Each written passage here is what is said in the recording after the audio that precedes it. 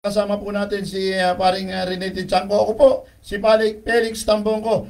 Haring Rene, magandang hapon sa'yo. Ay, magandang hapon na pare Felix. Mukhang mainit ang talakayan sa Kongreso. Ibig sabihin ng Kongreso, Kamara at Senado. Oo, dalawang kapuluhan. Oo. At Mainit. maganda makisawsaw tayo ng konti. Malinawan tayo sa ilang issue at paksang pinag-uusapan nila. Di ba? Baka sakali makatulong tayo. Oo.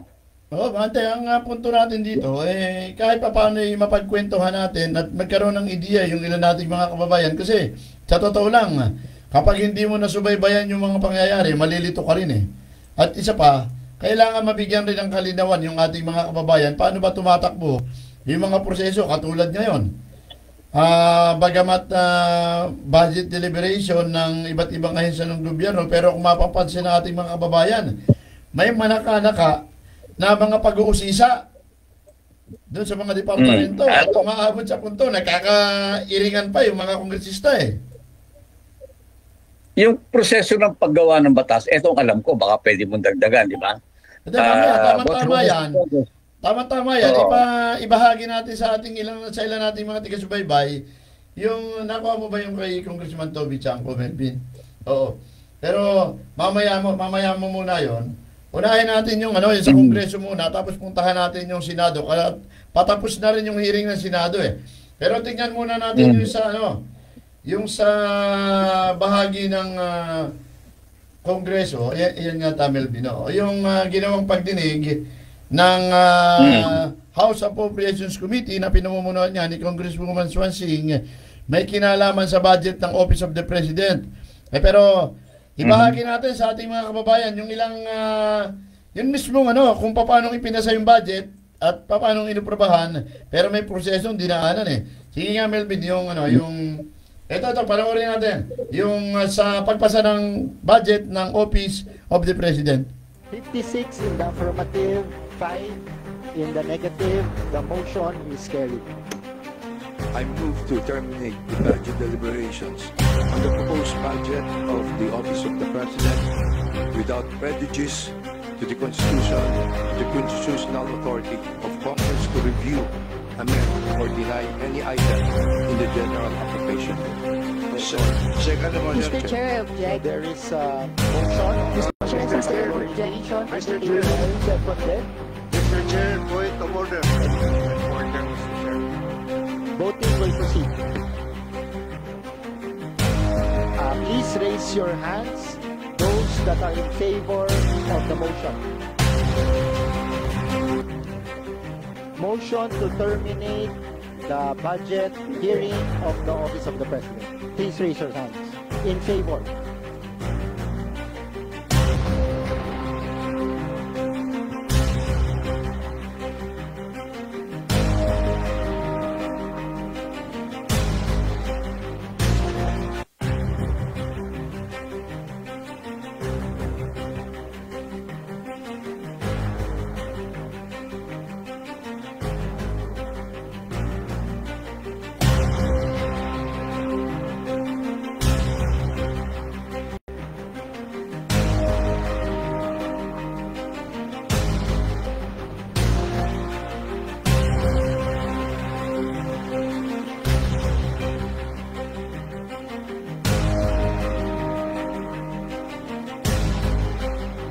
So the vote on the affirmative is 56. Those that are not in favor of the motion, please raise your hands.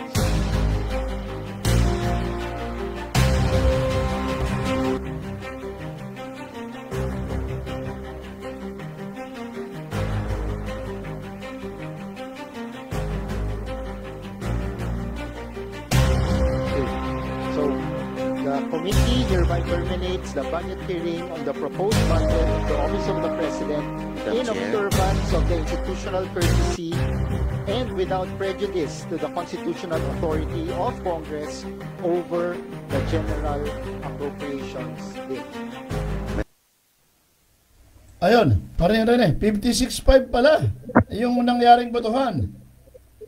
56 pabor, 5 yung hindi pumabor na aprubahan agad yung budget ng Office of the President. Eh, ang tinatanong ng mga kababayan natin, ay bakit raw kinakailangan pa na, bakit raw kinakailangan pa na magkaroon ng botohan ay pondo naman ng Office of the President yon. Well, of course, alam natin, may proseso talaga sa paggawa ng batas. Yung Office of the President, kung budget ang pinag-uusapan, kailangan pa rin aksyonan ng Kamara at ng Senado. Oo. Felix. Oo. Yun na nga. Kaya lang, ang problema doon, katulad yan, meron kasing tinatawag na parliamentary courtesy. Ibig sabihin, matandang tinali na, hindi ka na mag-i-decide na magkaroon pa ng debate o pag-uusap sa budget. Pero, given, matagal tayo nakakadaga sa Kongreso and up to now, binibigyan din ng pagkakataon yung opposition na magsalita. Kasi, sabi nga, nasabi ko na, we are in a democracy. At ang ating sistema, bibigyan ng pagkakataon ng lahat na makapagsalita at naisatinig mo lang.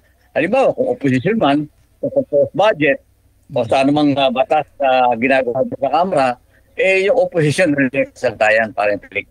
Ang problema nga, siyempre, pagdating doon sa sinasabing parliamentary courtesy, wala nang maraming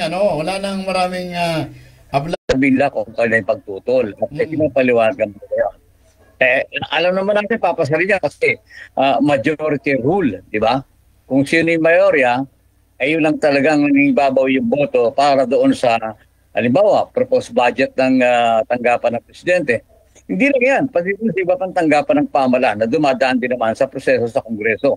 Ako sa talagang isa-isa yan ng oposisyon, kung ano yung kanilang mga pagtutol. Ganun ganun yan. Hindi katulad nung kung ilabutan mo yung batasang pambasa pa rin, talagang majority sa kanila, talagang... Inabutan ko, de Venecia na de Venecia na. Oo. Pareho tayo. Pero ang punto, kasi nagkaroon ng internal arrangement at nakagawian na yun na kapag Office of the President, hindi na kinakalkal yan. Pero ang nangyari, parang naging president ngayon, yung nangyari nung nakaraan sa budget ng Office of the Vice President. O di ba, mayroong parliamentary courtesy pero binanata ng majority. Tama ka ron. O kaya nawala yung parliamentary courtesy. Tama yun. Pero ang sinasabi ng iba parang unfair naman, parang meron tinatawag na double standard. Kapag ka majority, okay. Kapag ka minority, hindi okay. Yun ang impression mo. Number game nga Hindi, yung impression ng ating mga kababayan. Number game nga So yun, hindi nakakapagtaka. So katulad kanina sa nangyari, dahil ang gusto ng ilang mga congressman, kilala mo ba ano ang pangalan nung tumayong chairman kanina ng komite? Kilala mo yung mukha nun Appropriations Committee. Sa Vice Chair ng Appropriations Committee. Parang, Treñas, hindi naman si Treñas yun,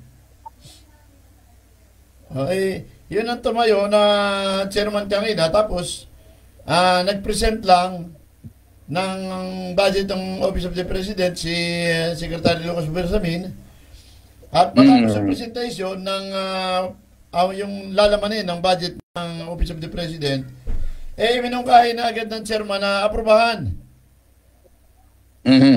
Kaya lang, may mga tumutol nga sa panig ng minorya at ang sinasabi, hindi dapat na basta aprobahan. Kaya umabot sa punto na nagkaroon ng botohan.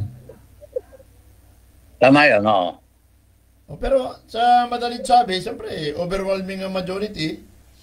Kahit ka mga tuwiran doon, na rin yun, doon sa panahon ng debate at saka sa amendment, sa second reading. Hindi, kasi ang debate sa second reading talaga yun. Pagdating ng second reading, baka magkaroon ng pagkakataon, pero maliit ang tsansa. Kasi nga sa parliamentary immunity. Tama yun, Pero alam mo, isa rin sa maging mainit na usapan doon sa pagdinig ng komite, lalo na nung nakaraan yung pondo ng Department of Public Works and Highways. Kaya nga umabot sa punto na ibalik yung National Expenditure Program sa Department of Budget and Management. Pero hindi nangyari kasi tuloy-tuloy rin yung tipong hindi ito inalaw ni Speaker Romualdez, kaya tuloy-tuloy yung budget deliberation. At uma-attend naman yung uma-attend naman yung mga member at hindi rin nasunod yung panawagan itong sina Deputy Speaker Ronnie Puno.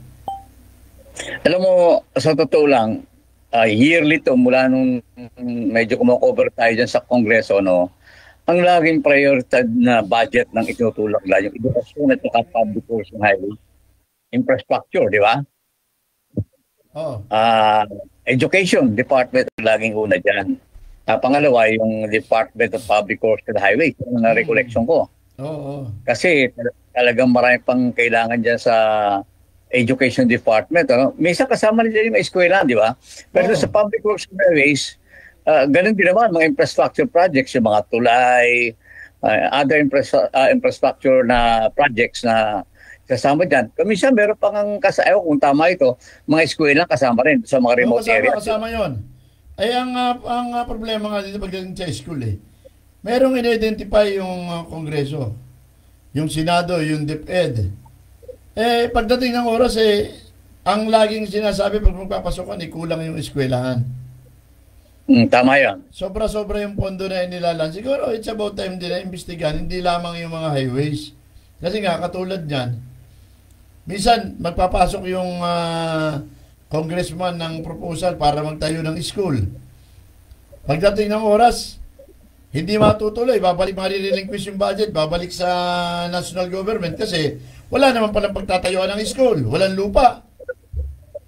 O kundi naman, kulang yung location na place. Location of place, di ba? Oo, yun naman. Pero, kaya ang papel naman yan dapat yung mga congressman sa pagkipagtulungan ng mga local officials, nagkakatalungan sila kung saan ang location. Yan ba'y bayad na? Yan ba'y hindi pa nababayaran? O yan ba'y tatayuan na lang? On the other hand, pagka hindi magkasundo yung local officials, o halimbawa yung mayor at saka yung congressman, doon nagkakaroon ng diferensya, paring Felix. Oo nga ang iba nga alam mo ang ginagawang estilo. Okay, nakakuha ng lupa. At maayos na, ma-implement na. Ang problema naman, doon naman iipitin sa Environmental Compliance Certificate at iba pang mga permits na kinakailangan i-comply ng kontraktor. Yun, isa pa yun. Other aspect. And nung araw, ewan ko kung nangyayari pero hindi ganong malawakan, di ba? Yun.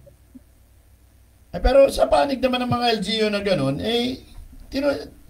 tinitiyak lang nila na nagko-comply yung mga kontraktor. Kung katulad niyan, umabot sa punto na ito na nga, napakainit ang issue ng Ghost Project. So, paano gagawin? Ladalaran na, laglaga na. Alam mo, pagdating sa Ghost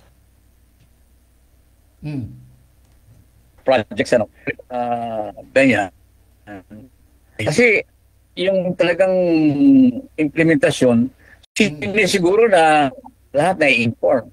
Ang nagtatalo si Congressman Garvin at saka si Congressman Toby Chanco. Ay, speaking of Toby Chanco, si Congressman Toby Chanco lumutang kanina sa pagdinig ng Senado. Oo, napanood ko nga hindi. Maybe kaya mo bang kuhanin yung video na yon? May video yun Ay, ang punto doon, parang nagsumbong. Yun ang dating sa akin Nagsumbong si Toby Chanco sa Senado. Pero bago yan Alam ba, nung araw, naabutan, merong parang, alam mo, yung Kamara, hindi pwede imbestigahan yung Senado. Tama yan, di ba? Yung Senado, hindi pwede. So, nag-react doon si Congressman Chanco, naikwento niya yung kanina sa Senado, yung pangyayari na yon na nag-react siya doon sa takbo ng mga pag-uusap na yon. Kaya nga, nag-interpolate siya at sinabi nga niya na meron siyang tape, yung USB, at gusto niyang ipakita. Kaya lang, siyempre, oras ni Congressman Janet Garinion, hindi mo pwede magpresenta si Toby Chanco. Pero kanina, pinayagan siya na mag-present doon sa Senado. Pinayagan siya kasi sabi ni Marcoleta, ano man laman yung ano man laman ng USB mo, yun ang gusto namin makita. At ipinakita naman. So, ang laman pala nun, yung mga project na mga in-implement na medyo ang tinatamaan yung dating chairman ng appropriation. Kasi sila yung mga nag-appropriate. Ang isa pa doon, katulad niya niyan, ang limit lang pala ng isang party list representative 100 to 150 million. Tama, given yun. Given. Mas malaki talaga yung talagang elected solons. Yung regular district. Ang problema, umabot ng 2 billion yung sa Bicol ako party list at saka yung isa pa yung anong tawag yun kay Bernadette Herrera di? Anong party list yun? Tatlo yun, BH party list. At saka meron pang isa na sinasabing kumabig ng 2 billion mahigit. Ay, ang kata-kata raw, sinasabi rin ni Congressman Chanco, tingnan nyo naman, 100 to 150 million yung allowed, pero 2 billion? Tapos yung kanyang 500 million na mahigit, dahil binabaha yung nabotas, sinisilip nila. So, pinaliwanag din ni Chanco na walang nangyaring insertion. Sayang nga yung video hindi ko nakita. Anyway, at alam mo isang pinakamahalagang pangyayari ngayong umaga na to. Itong araw na to, yung nangyaring pagdinig ng Blue Ribbon Committee. Yung naging revelasyon ng may-ari ng itong Mag-asawang Diskaya. Well, minasambay yung sa Mag-asawang Diskaya, pahanap nga. Oo. At inahanap ko na yung teknisa natin at medyo namamasyal yata. Oo, ako na ang hahanap. Oo. Parang ito yata yung revelasyon ng Mag-asawang Diskaya. May kaugnayan dun sa mga kongresista at mga opisyales ng DPWH na alleged. Pero papanoorin muna natin yung mismong pagbibigay ng pahayag ditong si Mr. Carly Diskaya doon sa... Pero, Felix, gusto kong sabihin, ito yung aligasyon, Aligasyon. Ang dami linawin yun, yung aligasyon niya na inihayag ng Mag-asawang Diskaya, pero ito yung mismong binabanggit ni Carly Diskaya doon sa pagdinig niya ng Senate Blue Ribbon Committee na pinamumunuan ni Senator, sana akong congressman Senator Marcoleta. Ito yon. Dating congressman kasi yan lalo po kay Senator Rodante Marcoleta. Diretso na. Number 15, sorry po. 16, paulit-ulit kaming ginamit ng mga nasa pwesto sa sistemang ito. Wala kami magawa dahil kung hindi kami makikisama, gagawa nila ng problema ang project na na-award sa amin sa pamamagitan ng mutual termination o pagkakaroon ng right-of-way problem na parehong nagdudulot ng hindi matuloy ang implementasyon ng mga proyekto. Matapos naming manalo sa mga bidding, may mga opisyal mula sa DPWS ang lumalapit sa amin para humingi at kumuha ng bahagi niya sa halaga ng proyekto. Ang hinihingi nilang porsyento ay hindi bababa sa 10% at umaabot pa sa 25% na naging kondisyon upang hindi maipit ang implementasyon ng kontrata. Ito ay binibigay namin sa kanila ng cash. Ang bawat transaksyon ay may karampatang voucher at ledger na nagsasaad ng mga araw at kung kailan nila ito natanggap. Ilan sa kanila ay sina Terence Calatrava, former Undersecretary of Office of the Presidential Assistant of the Visayas of the Philippines, Kong Roman Romulo of Pasig City, Kong Jojo Ang of Uswag Ilonggo Party List, Congressman Patrick Michael Vargas of Quezon City, Kong Juan Carlos Arjo Aitayde of Quezon City, Nicanor Nicky Briones of AGA Party List, Congressman Marcelino Marcy Teodoro of Marikina, Congressman Florida Robes of San Jose del Monte, Bulacan, Congressman Leandro Jesus Madroño of Romblon, Congressman Benjamin Benji Agarao Jr., Congressman Florencio Gabriel Bemnoel of Anwar Party List, Kong Leo de Ode Tariela of Occidental Mindoro, Congressman Reynan Arrogancia of Quezon Province, Kong Marvin Rillo of Quezon City, Kong Teodoro Haresco of Aklan, Kong Antonieta Yudela of Zamboanga, Sibugay, Kong Dean Asisio of Caloocan, Kong Marivic Pilar of Quezon City. 21. Mayroon ding mga kinatawa ng ilang politiko na nakikipagtakbo sa amin upang manghingi ng porsyento kapalit ng mga porsyento ng mga proyekto. Ang mga porsyentong ito ay 25% ay ipinipilit sa amin bilang karaniwang kalakaran na wala akong kakainang tanggihan. Ilan sa kanila ay sina Regional Director Eduardo Virgilio of DPW's Region 5, Director Ramon Ariola III of Unified Management UPMO, District Engineer Henry Alcantara, DPW's Bulacan First, Undersecretary Robert Bernardo, District Engineer Aristotle Ramos of DPW's Metro First, Pasig City, District Engineer Manny Bulusan of DPW's North Manila Deo, District Engineer Edgardo C. Pingol of DPW's Bulacan Subdeo, District Engineer Michael Rosaria of DPW's Quezon Second Deo. Karamihan sa mga kawani ng DPWs na nabanggit sa itaas ay paulit-ulit na binabanggit ang delivery ng pera ay para sa Kaisaldico na dapat at least 25%. Si Kong Marvin Rillo naman ay ilang beses na binabanggit ang pangalan ni Speaker Martin Romualdez bilang kanyang malapit na kaibigan. 25. Sa tuwing umiinom kami sa Wine Story, sa BGC at sa Shangri-La Mall, sinasabi pa ni Kong Rillo na lahat ng kanyang request para sa pondo ay galing pa mismo sa unprogrammed funds at insertion na inaaprubahan ni Speaker. Ang tao ni Marvin Rillo na si Bogs Magalong ang pumupunta sa amin para kunin ang pera sa aming opisina o sa Wine Story. Si Kong Jojo ang naman lagi ring binabanggit sa lahat ng project sa kanya ay papondo ni Speaker at ni Saldico.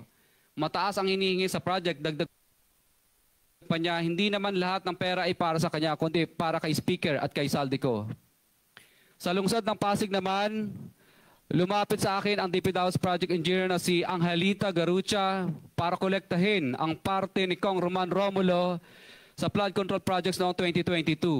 28, number 28. Pagdating ng 2025, si District Engineer Aristotle Ramos ang sumunod na nagpakilala na bagman ni Kong Roman Romulo kung saan 30% ang kumukolekta.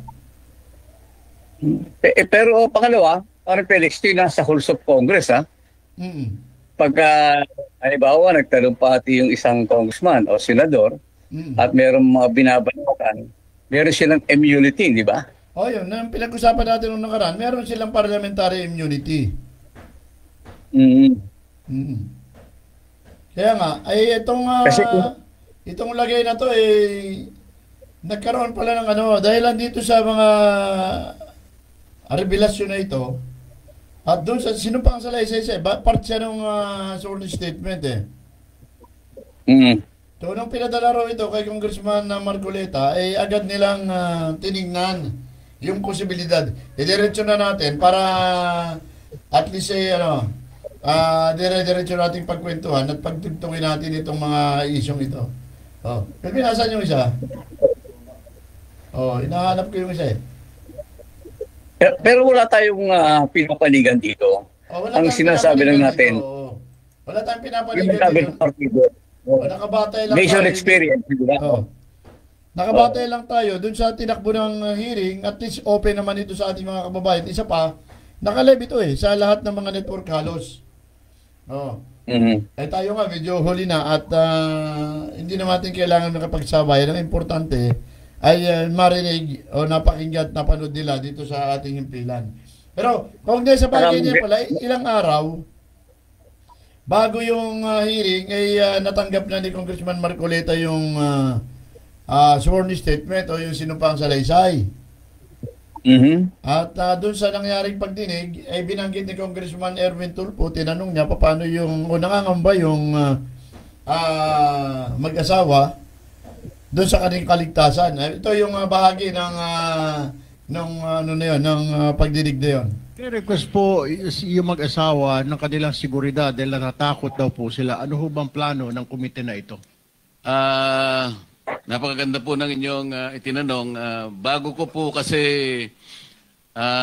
nung matanggap ko po itong sworn statement na ito, ay kagad akong nakipag-ugnayan sa ating Department of Justice.